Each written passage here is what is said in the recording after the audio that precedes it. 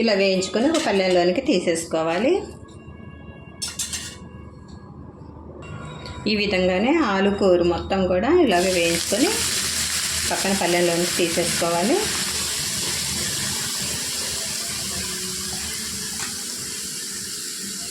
ఈ విధంగా ఆలు కూర మొత్తం కూడా వేయించేసుకోవాలి. అదే ఆయిల్లోనికి ఇట్లాగా ఉల్లిపాయలు అనేవి ఇలా పొడవుగా కట్ చేసుకొని వేయించుకోవాలి. బ్రౌన్ కలర్ వచ్చే వరకు వేయించుకొని పక్కకు తీసేసుకోవాలి.